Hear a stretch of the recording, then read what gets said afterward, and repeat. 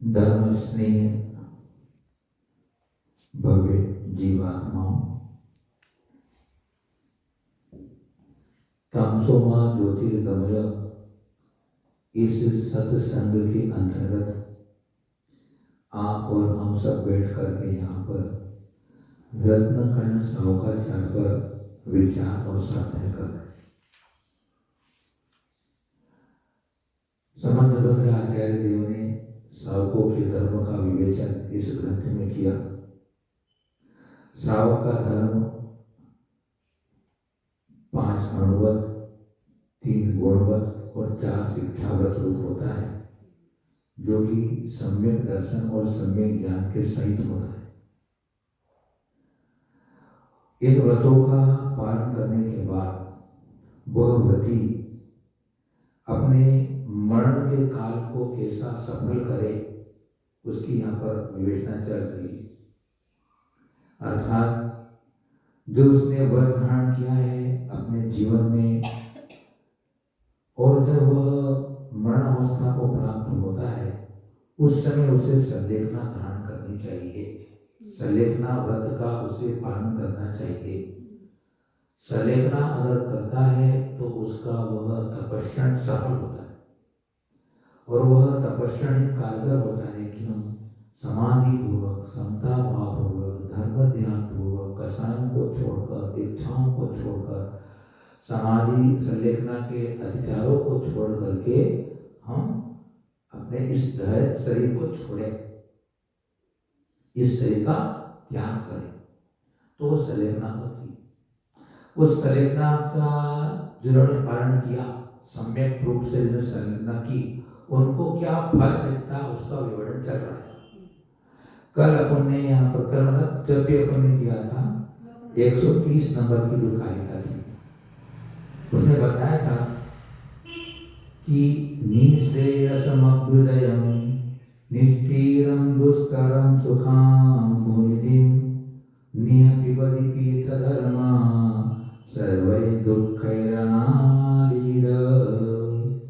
तो यहाँ पर उन्होंने बताया था कि पीत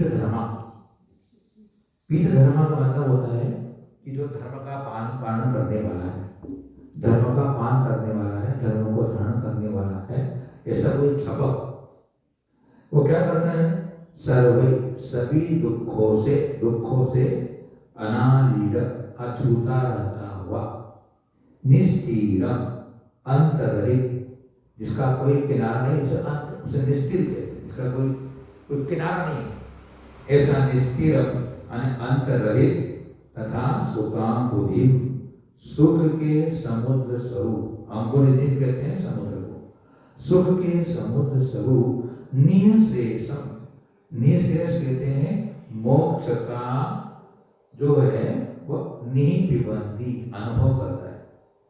यानी संलेखना धारण करने वाला कोई एक झपक अनंत सुख का भजन स्थान मोक्ष को प्राप्त करता है, एक उसका फल हो।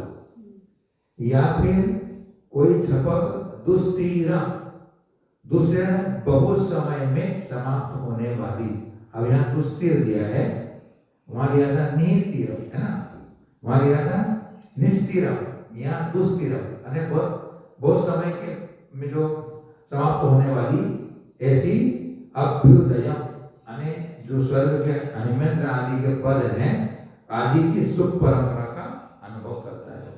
मतलब कोई संलेखना को धारण करने वाला अहिमेंद्र आदि पद प्राप्त करता है और कोई मोक्ष जाता है।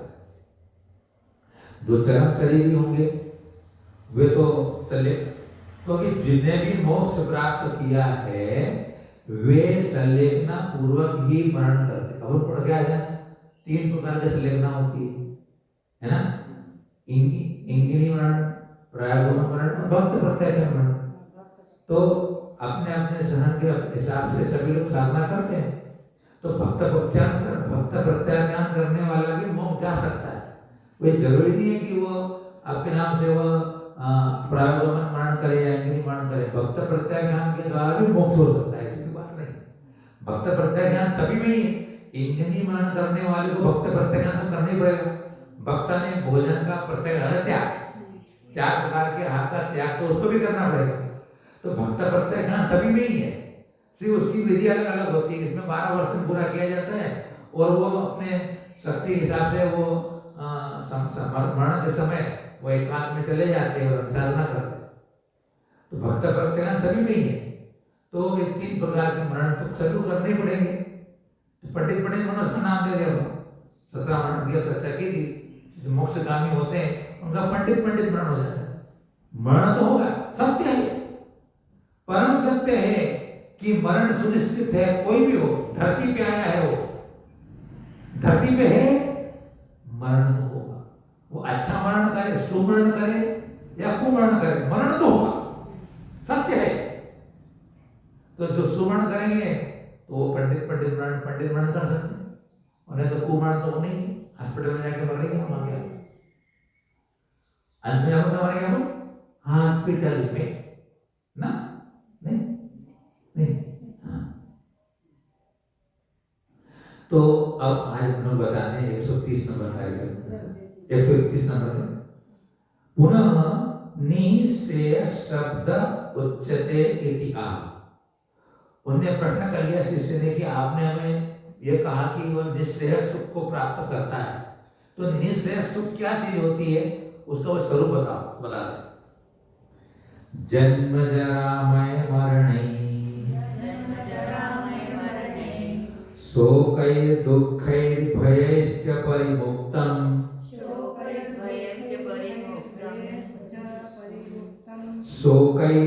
दुःखैर् भयैश्च परिमुक्तम् निर्वाणं शुद्ध सुखम् निःश्रेयसमिष्यते नित्यम् जन्म जरामय मरणै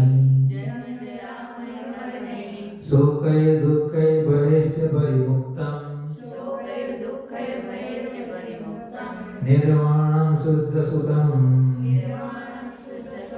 निःश्रेयसमिष्यते नित्यम्।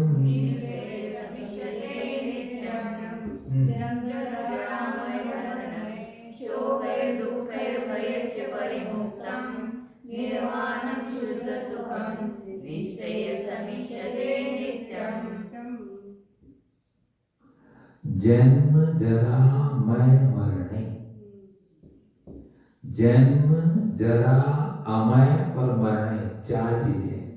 जन्म जरा कहते हैं वार्धक्य को, बुढ़ापे को, और अमय कहते हैं रोग को, और मरण। जन्म, बुढ़ापा, रोग, मरण, शोकै शोक, दुःखै दुख, च अने और, भय अने भयों से, परिमुक्तम रहित, शुद्ध सुखम शुद्ध सुख से सहित, नित्यम नित्यं अविनाशी, निर्वाणम निर्वाण, निःश्रेयसम निःश्रेयस इच्छते माना जाता है। 2 प्रकार के सुखों की चर्चा आती है, निःश्रेयस सुख और अभ्युदय सुख। तो यहाँ निःश्रेयस सुख क्या चीज होती है, उसका सुख होता है। यानी जहाँ पर जन्म नहीं है, बुढ़ापा नहीं है, रोग नहीं है, मरण नहीं है, शोक नहीं, दुख नहीं, भय नहीं, इन सबसे रहित और कैसा है, शुद्ध सुख से सही। शुद्ध सुख क्यों कहा, क्योंकि वहां किसी भी पर के अवलंबन के बिना, पर से निरपेक्ष स्वतः स्वाभाविक स्वात्मोत्थ सुख होता है, वो वहां हो रहा है। वहां किसी का मिश्रण नहीं है, इसके शुद्ध किया है। अर्थात उसमें न उस सुख में कोई अंतर पड़ता है, न बाधा आती है, न हीनादिक होता है, न कभी छूटता है, इसलिए शुद्ध सुख है। हमारा यहाँ का सुख कैसा है, सबसे बड़ा कर्माधीन है। कर्म पर्वते सुखे शांते सुखे रही है ना। तो अपना पढ़ क्या रत्नाकर श्लोकाचार्य में क्या है, कर्म पर्व से शांते दुखे रे पाप बीजे सुखे नाशा सद्दाना कांखड़ा होगा। मूल क्या है, कर्म के अधीन अपना है। कर्म पर्व से शांत है, अंत हो जाने वाला है। दुखे दुख से मिश्रित है, और पाप का बीज है। ये 4 खोटी बातें इसके अंदर है। लेकिन वहां पर अब कर्म बंध नहीं होता, पाप का बंध नहीं होता है, कर्म के अधीन में नहीं है, दुख से मिश्रित भी नहीं है। कैसा हुआ? कोई दुकानदार अपने घर पर आया, दुख से मिश्रित कैसा है? दुकानदार अपने घर पर आया और वह अपने घर में भोजन की थाली पर भोजन करने को बैठा, मोबाइल पास में था। अब इतने में घंटी बजी, मुंह में ग्रास, घंटी बजी। आज वो चैन तो नहीं, घंटी बजी क्यों? उठा लिया उसने। अरे सीआरडी, अरे आप यहाँ घर पे आ गए, अरे यहाँ पर तो वो इनकम टैक्स वाले आ गए, छापा मारने, पूछे सीआरडी कहाँ है भाई, खाते बताओ बोले, हैं?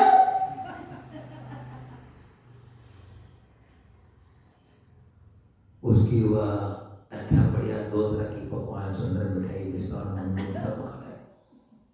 अब वह उसका वह भोग में मन नहीं लग रहा है, खाऊं कि नहीं खाऊं, भूखा रह जाऊंगा, खा तो लूं, चलो कैसा डालू पेट में जाऊंगा। तो यहाँ सुख भी दुख से मिश्रित है। कहने का मतलब ये है, यहाँ सुख भी दुख से मिश्रित है, लेकिन वहां शुद्ध सुख, ऐसे सुख को प्राप्त हो जाता है सलेखा दर्शन करने। अविनाशी है, कभी नाश नहीं हो, अनंत काल तक, अनंत काल तक सिद्ध परमात्मा मोक्ष में अत्यंत सुखी रहेंगे।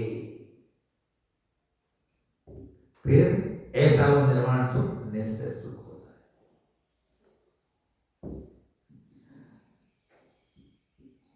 इत्थं भूते च निःशेषं कीदृशः पुरुषः तिष्ठन्ति इति वा।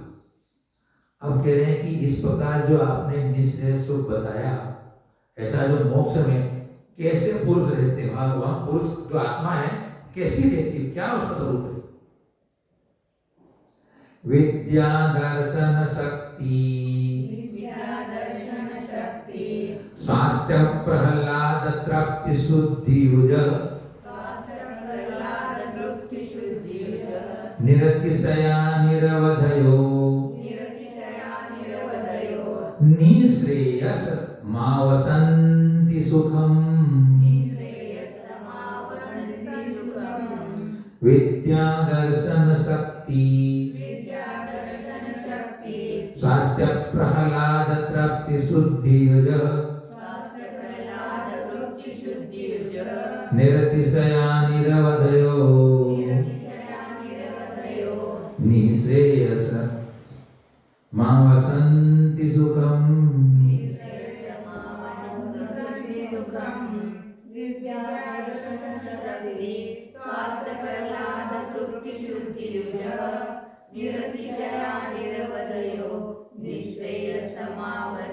सुखम्। विद्या दर्शन शक्ति स्वास्थ्य प्रहलाद तृप्ति शुद्धि युज।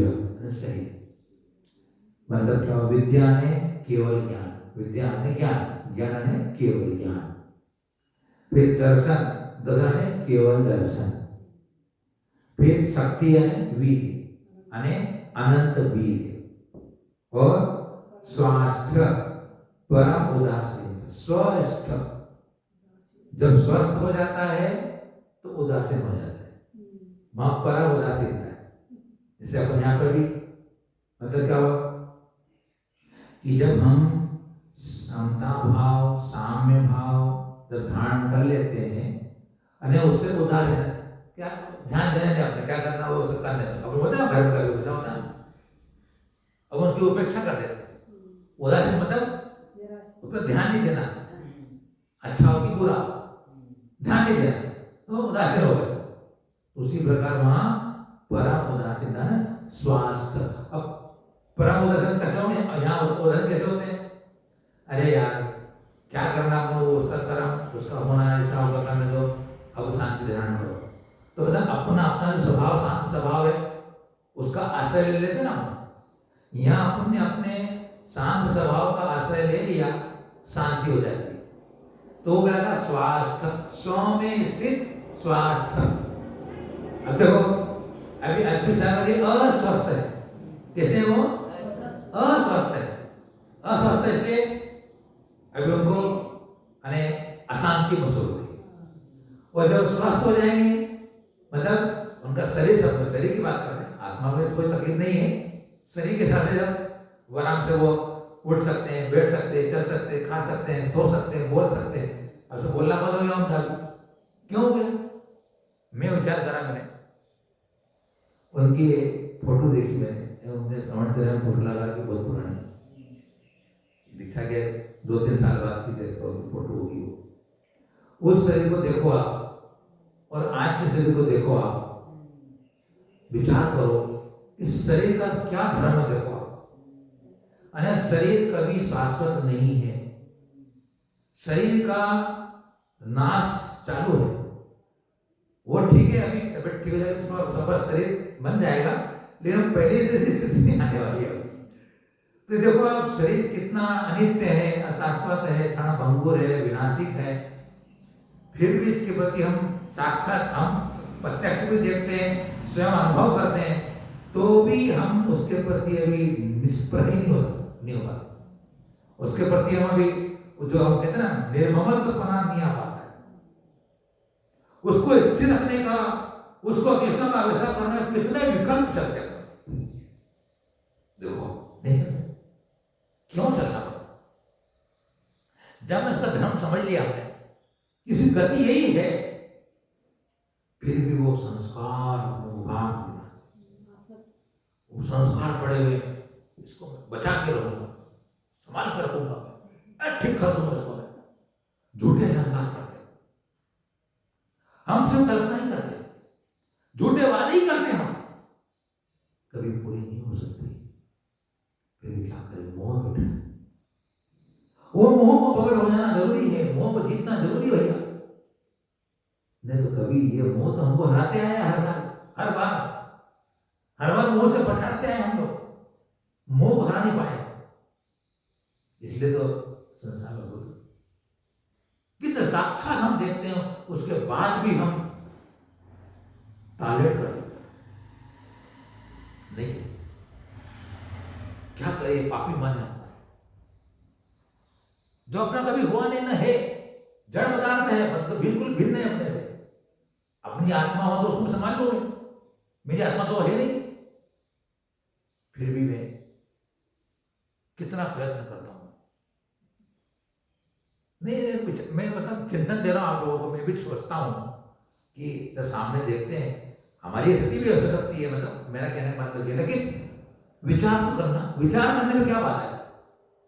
हम संसार की स्थिति देखकर विचार करेंगे तो विचार करके हम सुलझ भी सकते हैं। हम उस पर विचार ही नहीं करेंगे। अरे घर में आप लोग रहते हो, घर में भी सब दिन रात करेंगे तो ऊंचा नीचा होता ही नहीं होता, होता ही है।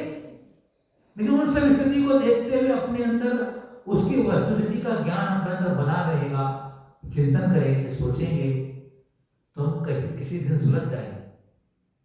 तो होता है, चलता है, होता रहेगा, तो क्या हो, ठीक है, चला होता रहेगा। नहीं है, विचार करना चाहिए। विचार करने में क्या बात है? तो वहां केवल ज्ञान है, केवल दर्शन है, अनंत वीर है, परम उदासीनता है, फिर प्रहलाद आनंद है, सुख है, ऐसा पर आनंद सुख, फिर तृप्ति, यहां पर अतृप्ति है, वहां तृप्ति है। इच्छा है तो अतृप्ति है, इच्छा नहीं है तृप्ति है। अभी पिछले दिन चर्चा की थी अपने कि संसार में से अगर तृष्णा को घटा दो, एक संसार नाम की संख्या है, 10 में से 5 घटा दो, 5 बच जाते ना, ऐसा संसार में से इच्छा को कम करो, घटा दो, बजा करो, क्या बोलते हैं मराठी में, है ना कम कर दो, तो बोले कि सुख ही सुख है। ये इच्छा ही दुख का कारण है, इच्छा ही, क्योंकि तृप्ति नहीं होती है। इच्छा कर ली, वस्तु नहीं मिली, दुखी हो गई। वस्तु मिल गई। अब जितनी इच्छा थी उतनी नहीं मिली, मिल तो गई। जितनी इच्छा थी उतनी नहीं मिली। अरे अब चलो मिल गई तो कम मिली, बिछुड़ गई, घूम गई, खो गई। छीन ली किसी ने। अब कोई छीन भी ले, कम नहीं हो जाए तो है, तो चीज मिलने के बाद वो शांति कहां मिली? नहीं। तो वस्तु मिल जाएगी, तृप्ति नहीं होगी, घूमने का, छूटने का, लूटने का भय बना है। पूरी तृप्ति की मिल भी गई, जो इच्छा कहीं मिल भी गई तो भी और कोई नई इच्छा पैदा हो जाएगी। कोई अंत नहीं इसका, इच्छाओं का कोई अंत नहीं, कोई कहीं जगह इनको ब्रेक नहीं। अनंत इच्छाएं अपने अंदर चल रही है और वो जिंदगी भर तक पूरी भी नहीं होगी, भगवान तक भी पूरी नहीं होने वाली। फिर इच्छाओं को पूर्ति करने के लिए दौड़ रहे हैं, जा रहे हैं। जब तक इच्छाएं नहीं छोड़ेंगे तब तक शांति नहीं मिलेगी। वहां तृप्ति है।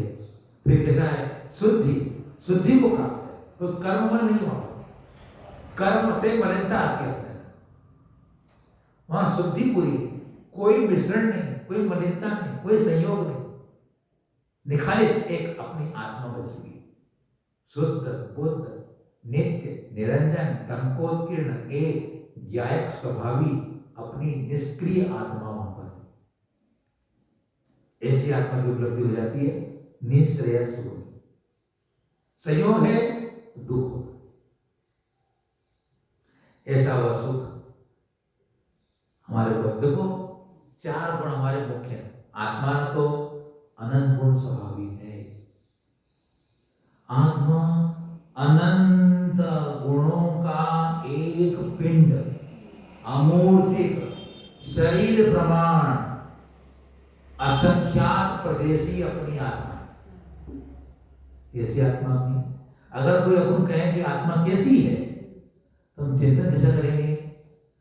अनंत गुणों का एक अखंड पुंज स्वरूप,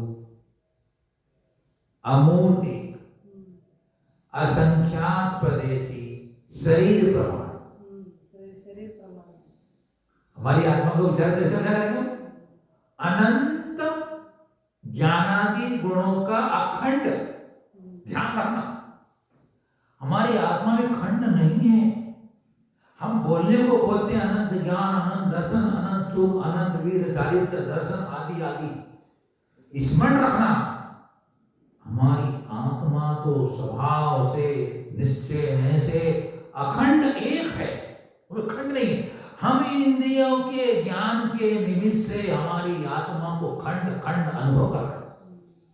जिस दिन हमने अपनी इस अखंड एक आत्मा का अनुभव कर लिया उस दिन बेड़ा पार हो जाएगा। आत्मा का अनुभव अभी मेरे को हो रहा है। हम जो संवेदन कर रहे हैं, मैं सुखी, मैं दुखी, मैं बड़ा, मैं गरीब, मैं ज्ञानवान, मैं भोला, मैं वक्ता, मैं जो विचार कर रहा हूं मेरे अंदर भाव उत्पन्न हो रहा है, वो आत्मा ही है। लेकिन वो आत्मा नहीं है, शरीर नहीं है। ऐसे अखंड रूप आत्मा नहीं है। आत्मा तो निर्विकल्प है। तो कैसे वो अनंत ज्ञानादि का अखंड एक पिंड, असंख्यात प्रदेशी अमूर्तिक शरीर के आकार प्रमाण। आंख बंद करके हम इस शरीर में हमारी आत्मा को ऐसा विचार करें, चिंतन करें। इसे कहते हैं आत्मचिंतन। हम अखंड आत्मा है और वह अखंड आत्मा निर्विकल्प समाधि में मुनिजन अनुभव करते हैं, प्रत्यक्ष अनुभव। वो आत्मा ही तो जानना है। जो जानता है उसे जानना है। हम सारी दुनिया को जानने में लगे, ये ग्रंथ पढ़ लूं, वो आचार्य का पढ़ लूं, ये सिद्धांत का सीख लूं, इसको सिखा दूं, ये कर दूं, इसको कर। उन सबका ध्येय मुझे मालूम होना चाहिए कि एक मुझे जो जानने वाला है उसको जानना है। जो जानने वाला जानने में आ गया, फिर कुछ जानने को बचा नहीं। एक हम जाना थी, सब हम जाना थी। कुलगुरु स्वामी की घोषणा है, जिसने एक को जान लिया उसने सबको जान लिया। बस अब कुछ नहीं करना आपको, लेकिन वो अंदर जानने के लिए कितना परिश्रम करना पड़ेगा। एक को जानना है। कुलगुरु स्वामी कहते हैं उन्होंने एक आम की सारी गुण पर्याय को जान लिया, आप सर्वज्ञ हो गए। एक अपने को जानना है। वो जानना मैं स्वयं के ज्ञान के द्वारा कर सकता हूं, स्व संवेदन ज्ञान से कर सकता हूं। राग देश मोह को छोड़कर के मैं मेरी आत्मा का संवेदन कर सकता हूं। ये ध्रुव सत्य है। मैं आपको अपनी आत्मा का संवेदन नहीं करा सकता, आप अपनी आत्मा का संवेदन मुझे नहीं करा सकते। किसी को भी मैं या तुम, किसी को भी मैं और तुम किसी को अपना संवेदन नहीं कर सकते। आप अपना स्वयं संवेदन कर सकते हो, कर रहे हो, करते आए हो। राग सही संवेदन किया हमने, राग रहित संवेदन कर रहे। ये आत्मा की बातें हैं, ये सीखना होता है। आत्मा को जब तक नहीं जानेंगे, अरे 24 घंटे में एक बार अपनी याद तो आ जाएगी, नहीं आ जाएगी? अपना बेटा अगर कहीं विदेश में अगर है, एक हफ्ता 15 दिन में फोन नहीं आया तो क्या बात है? फोन नहीं आया, क्या बात हो गई? या हमने फोन नहीं लगाया तो अपने को पेट दुखना बंद नहीं होता, पेट दुखता रहेगा। बेटे के लिए अपन कितना सावधान सचेत रहते हैं, और जो अपना माई बाप है उसके लिए उसकी याद कब करते? 24 घंटे में एक बार याद करे कि नहीं करे कि मैं कौन हूं, मेरा स्वभाव क्या है? जब उसको याद करेंगे तो आएगा, ना तो आएगा कैसे? मोक्ष की चर्चा करी, इसलिए आपको सामने इतनी चर्चा मैंने करी आती कि मोक्ष क्या चीज है? शुद्ध आत्मा ही तो है। वहां पर क्या है? मोक्ष में क्या है माजी, मुझे मालूम है?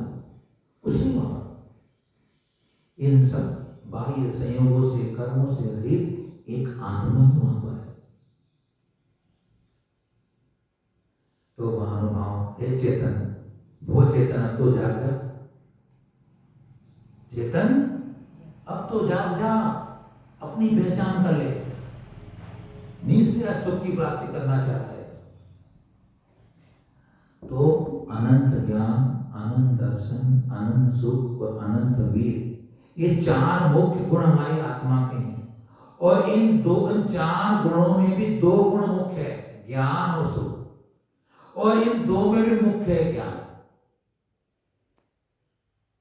सुख ज्ञान से होता है। अनंत ज्ञान आया है तो अनंत वीर रहता ही रहता है। अनंत वीर के बिना अनंत ज्ञान होता नहीं, अनंत ज्ञान के बिना अनंत सुख होता नहीं।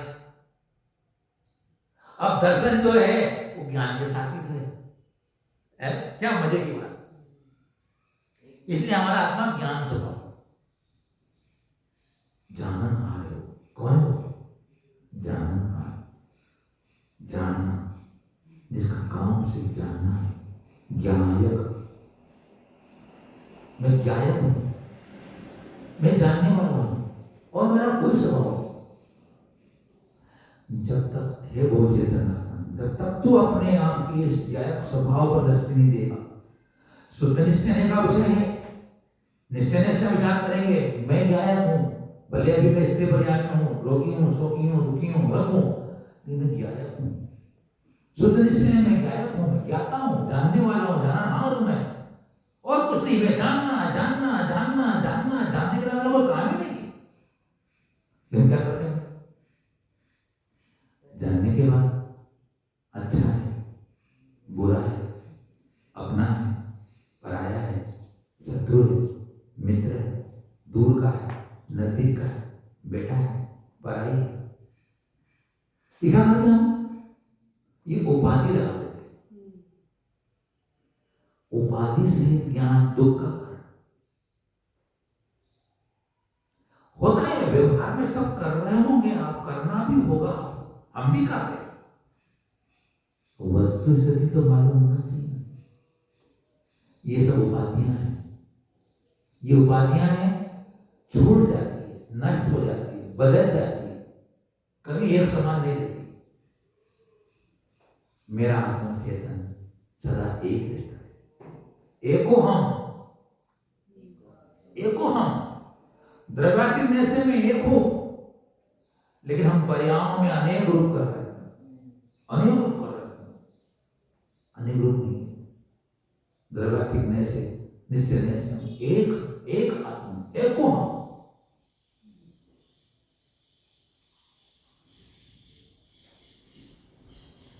अनंत काले गच्छति कदाचित सिद्धानां विद्यादि अन्यथा भावो भविष्यति इति कथम निर्तिशय निरदेवय स्थिति इत्याशंकायाम आह। शिष्य प्रश्न कर रहा है, कितना होशियार शिष्य है, वो प्रश्न कर रहा है कि भगवान आपने कहा कि वहां पर वह अभी पूरा नहीं होना, जो पूरा हो गया क्या? नहीं, पूरा नहीं हुआ। फिर कह रहा है निरतिशय, हीनादिकता से रहित और निर्दिवदय अवधि से रहित, सुखम सुख स्वरूप, निश्रेयसम मोक्ष स्वरूप, निश्रेयसम आवसंती निवास करते हैं। जैसे अनंत उपाधि स्वरूप है, हीनादिकता से रहित है और अवधि से रहित है, ऐसा सुख मोक्ष में है। अब शिष्य प्रश्न कर रहा है कि अनंत काल बीत जाने पर किसी समय सिद्धों को जो अनंत ज्ञान आदि में अन्यथा भाव हो जाएगा क्या? क्या उनका वो अनंत सुख छूट जाएगा क्या? बोले अन्यथा हो जाएंगे वो। अतः वे निर्तिशय और निरतिवदय किस प्रकार है? वो निर्तिशय मतलब अतिशय से रहित और अवधि से रहित कैसे हो गए वो? अगर वो किसी काल बीतने के बाद उनमें कोई परिवर्तन आ जाएगा, दुखी हो जाएंगे या संसार में आ जाएंगे या कोई हीनादिकता हो जाएगी, ऐसा हो जाएगा क्या वो? बोले नहीं, ऐसा नहीं, कभी नहीं होगा। कैसा होगा बताते। काले कल्पसते पिच गते शिवानां न विक्रिया लक्ष्या उत्पातोऽपि यदि स्यात् त्रिलोक संभ्रांतिकरण पटुः काले कल्पसते पिच शिवानां न विक्रिया लक्ष्या उत्पातोऽपि यदि स्यात् त्रिलोक संभ्रांतिकरण पटुः काले कल्पसते पिच गते शिवानां न विक्रिया लक्ष्या उत्पातोऽपि यदि स्यात् त्रिलोक संभ्रांतिकरणपटुः।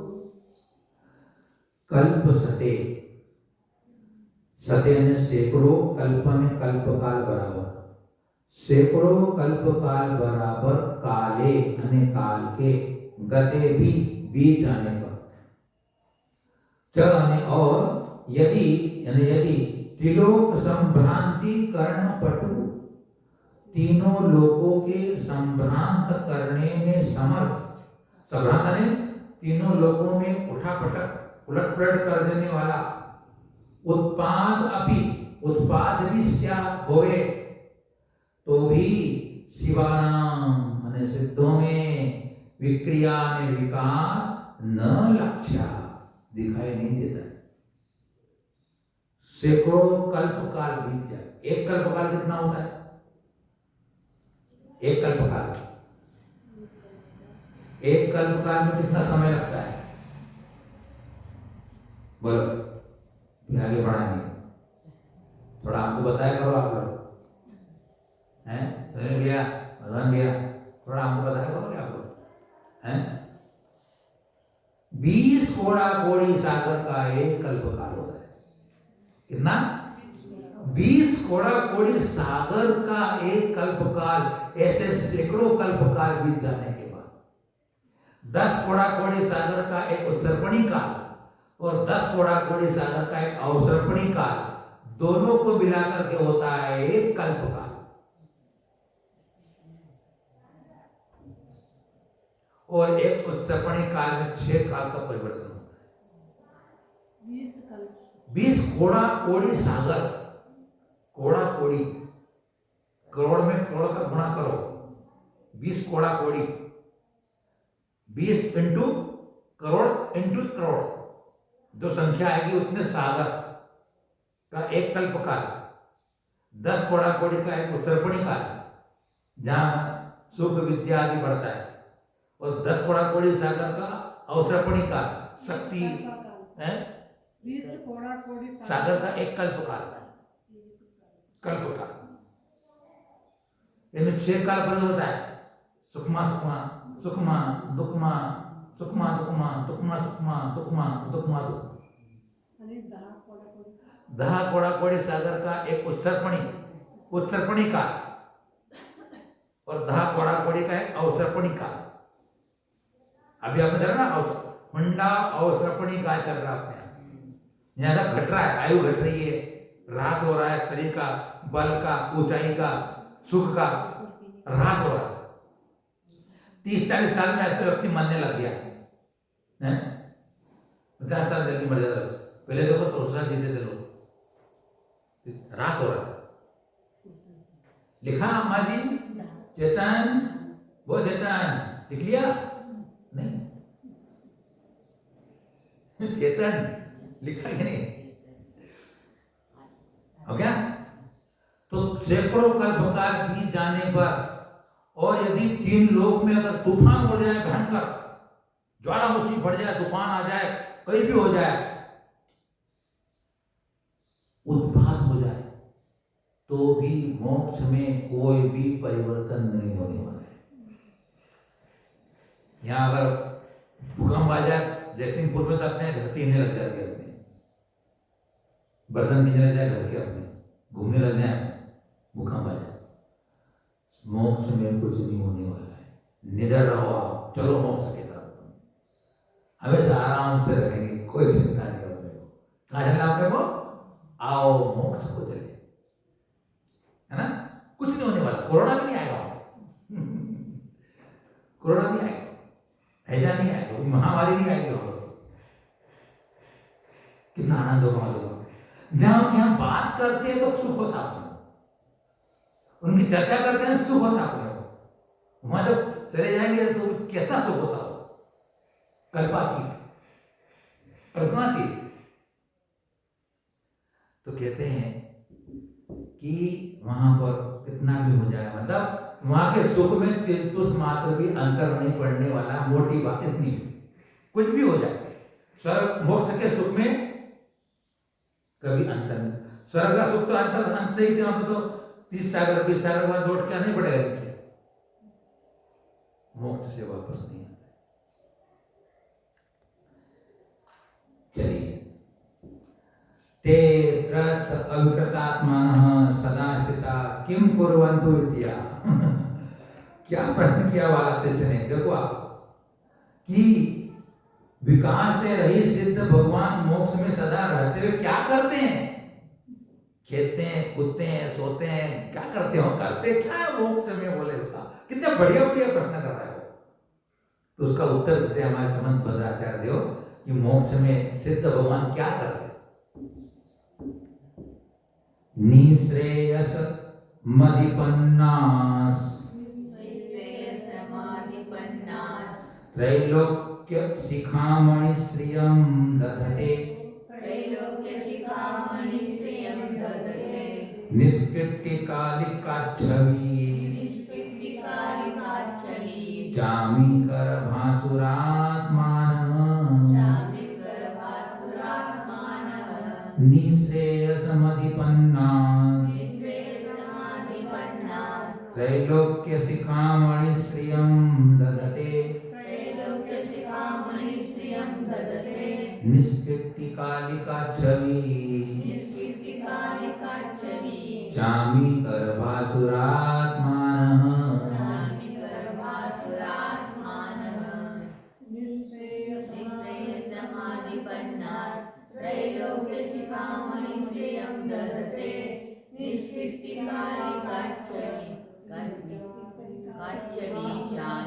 भास्वरात्मनः निष्किट्टिकालिका। निश यानी रहित, किससे? किट और कालिमा से रहित। किट कालिमा से रहित, फिर छवि, कालिका छवि, छवि चामी कर, कांति वाले, छवि कांति वाले, चामी कर कहते स्वर्ण के समान, जिनका भासुर आत्मन, जिसका स्वरूप प्रकाशमान हो रहा है। भासुर ने प्रकाशमान हो रहा है। किट कालिमा से रहित, छवि अने कांति वाले, चामी कर अने स्वर्ण के समान, जिसका स्वरूप प्रकाशमान। अब देखो, सोना होता है तो अभी पत्थर के रूप में निकलता खान से। स्वर्ण जो पाषाण होता है वो खान से निकलता है। उसमें किट कालिमा ने अनेक प्रकार के अन्य मिट्टी या अन्य धातु वगैरह सब मिश्रित देती है ना। तो किट कालिमा से रहित जब वो स्वर्ण हो जाता है, स्वर्ण पत्थर, एक स्वर्ण जब बाहर निकल आएगा, सबको उसको अपन शुद्ध कर लेंगे स्वर्ण पाषाण को, तो कितना चमकता है और कितना प्रकाशमान होता है। वैसे हमारी आत्मा भी द्रव्य कर्म, भाव कर्म, नो कर्म रूप किट कालिमा। लोहा का लोहा, लोहे में लगता है जंग लग जाता है, तो जंग लगने पर तो ऊपर पपड़ी आ जाती है और नीचे काला पड़ जाता है ना, ऐसे होता है। तो हो गया किट कालिमा। तो जो हमारे द्रव्य कर्म है ना वो किट है, और जो हमारे विकार भाव है ना वो कालिमा है। अब किट कालिमा से रहित जब आत्मा हो गई तो प्रकाशमान, देदीप्यमान, स्वर्ण के समान चमकदार। वैसे ऐसे कोई चमक होती नहीं होंगे, लेकिन आत्मा को बता रहे, क्योंकि आत्मा तो अमूर्ति है। अभी बोल के ना कैसी आत्मा बताइए आप, कैसी आत्मा बताओ, बोलो। तेजपुंज, निर्विकार, असंख्यात प्रदेशी और अमूर्तित है। हाँ, अनंत ज्ञानादि गुण का एक अखंड पुंज, असंख्यात प्रमेति प्रमाण, अमूर्तिक शरीर के प्रमाण। अभी अपने को इस शरीर में चिंतन करना है ना, इसलिए शरीर प्रमाण। यूं भी आप देखेंगे मोक्ष में भी जाते हैं तो शरीर के प्रमाण कुछ यूं नहीं होते हैं। अगर आपने इन गुणों से अगर एक क्षण के लिए भी अपना स्मरण कर लिया, तो यह जो आपने स्मरण किया है वो स्मरण, वह याद करना आपके अंदर के कई अशुभ कर्मों का प्रक्षालन कर देगा। जितना पूजा में नहीं हो पाएगा उतना एक बार अपने स्वरूप का चिंतन कर। इसलिए आत्मा की महिमा है। आचार्य प्रवर शांति सागर जी महामुनिराज चतुर्मास वहीं करते थे, प्राय ऐसा बोलते हमें सुना पड़ा है कि तुम्हारे अगर समाज के लोग रोज 5 मिनट आत्मचिंतन करने का संकल्प नियम ले तो मैं तुम्हारे यहाँ चातुर्मास करूंगा। मेरे को फल फूल की कोई इच्छा तमन्ना मेरे संग को नहीं, मेरे को फल फूल मत खिलाना, तुमने काजू पिस्ता बादाम मत खिलाना, 5 मिनट रोज आत्मचिंतन करना। पहले बोलते थे सांसद, कितने दयालु, कितने कृपालु, कितने परोपकारी, कैसी करुणा का स्रोत था हमारा शांति सागर महाराज का। अब आत्मा की चिंतन करने की बात, आत्मा क्या चीज है अभी तो मालूम नहीं पड़ता ना। आज की जनरेशन को तो पता ही नहीं चलता है। अभी तो आप पुराने लोग आ रहे हो, अच्छे लग रहे हैं मेरे सब यहाँ बैठे। नए लोग बेचारे साधु के बहाने डरते हैं, साधु के पास जाते ही नहीं, आते भी तो डरते हैं, डरते तो शर्माते हैं। साधु पर कैसे जाए, हैं क्या हो? एक बार अपना चिंतन कर ले तो किट कालिमा से रहित चमकदार जैसे स्वर्ण होता है, वैसे मोक्ष में महाविराजमान जो आत्मा है वो ऐसी देदीप्यमान, बोलते ना ज्ञान ज्योति स्वरूप। कैसा है वो? ज्ञान ज्योति स्वरूप। जैसे दीपक जलता है तो उसका प्रकाश होता है, बस प्रकाश। ऐसा अब हम चिंतन कर रहे हैं, सफल प्रकाश की आत्मा। फिर कैसा है वो? निश्रेयसम अधिपन्ना, अधिपन्ना ने प्राप्त, कैसा निश्रेय मोक्ष को प्राप्त हुए सिद्ध परमेष्टि त्रैलोक्य शिखामणि श्रियम, तीन लोक के अग्रभाग पर चूड़ामणि की शोभा को धारण करते। आप क्या चूड़ामणि पहनते क्या? चूड़ामणि आप क्या नहीं पहनते, मारवाड़ी लोग पहनते हैं, यहाँ से लगा के गोल गोल यहाँ पे तो लगाते क्या लोग? शादी में लगाते। हाँ शादी में लगाते हैं, वहाँ बहुत से लोग वो कभी हमेशा पहनती है, बहुत सी महिला वो चूड़ामणि होता है, वो लगता है वो चूड़ामणि है। तो यहाँ से जब भगवान को जैसी 14वें गुणस्थान में पहुंचे, 14वें गुणस्थान में पहुंचकर उनकी 85 प्रकृतियों का नाश हो जाता है। 85 प्रकृतियों का नाश हुआ, कर्म की जंजीरें टूटी, आत्मा शरीर से निकल करके एक समय में ऋजु गति से सीधी सिद्धालय में जाकर के विराजमान हो जाती। सिद्धालय कहाँ है?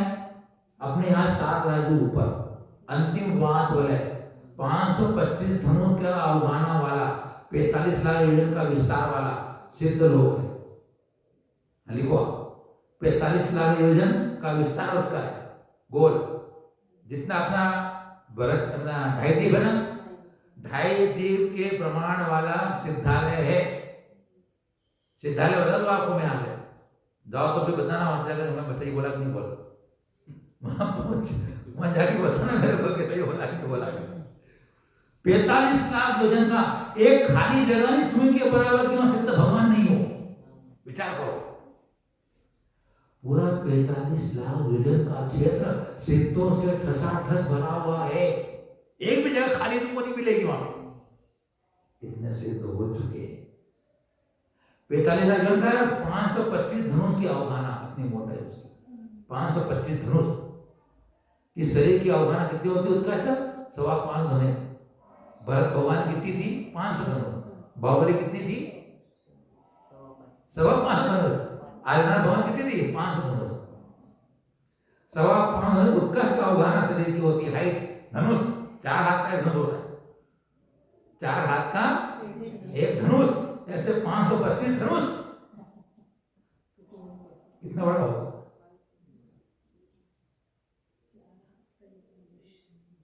4 हाथ का एक धनुष होता है। तो क्या बात कर रहे थे? हाँ, तो चूड़ामणि के समान वहां रहते हैं, विराजमान रहते हैं, और वहां से कभी च्युत नहीं होते, हमेशा के विराजमान रहेंगे वहीं पर। उनमें उत्पाद वैध हो रहा है, उनमें परिवर्तन चल रहा है, अर्थ पर्याय कर रही है, लेकिन अब वो वहां से कभी भी टस से मस नहीं होंगे, निष्क्रिय हो चुके। तत्व निष्क्रियाणी च, क्रिया रहित, शुद्ध द्रव्य जो होते हैं क्रिया रहित हो जाते हैं, वहां क्रिया नहीं होती। जब क्रिया नहीं तो प्रतिक्रिया नहीं।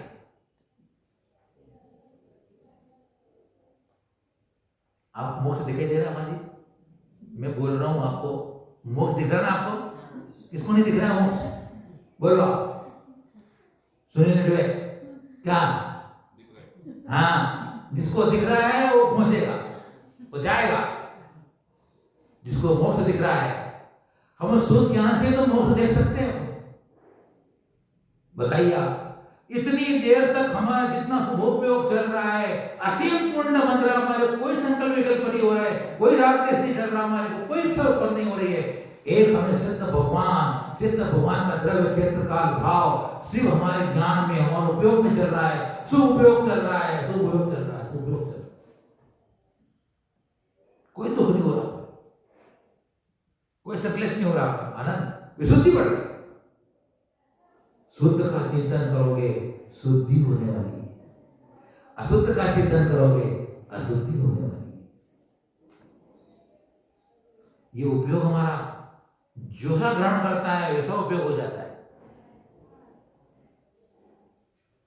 स्फटिक मणि देखें आप, स्फटिक मणि के नीचे अगर लाल फूल रख दोगे तो स्फटिक मणि लाल दिखती है, और पीली रख दोगे पीली दिखेगी, और दोनों हटा दोगे तो सफेद दिखेगी।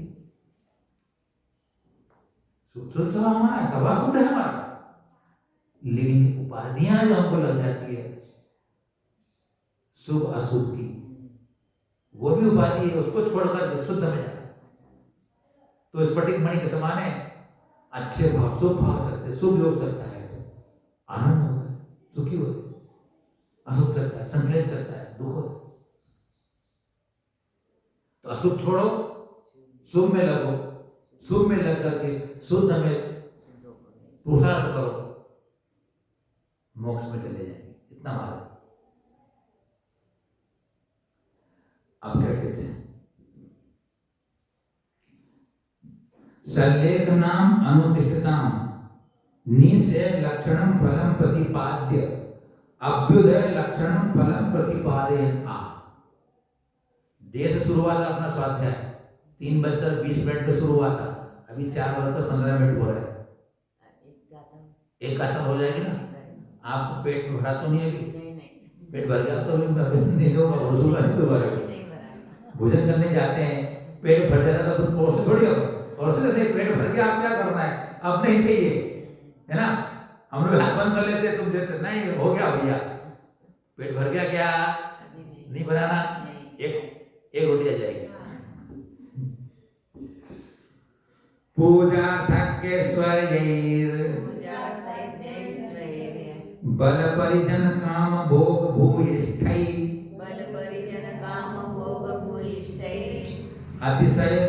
अतिशयित भुवन मद्भुतम मद्भुत मभ्युदयं फलति सद्धर्म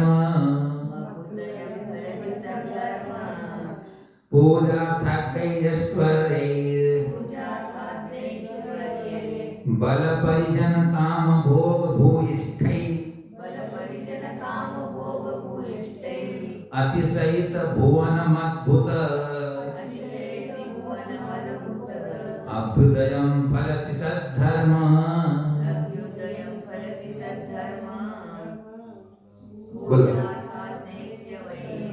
बल परिजन काम भोग भूयिष्ठै अतिशयति भुवन मद्भुत अभ्युदयं फलति सद्धर्म।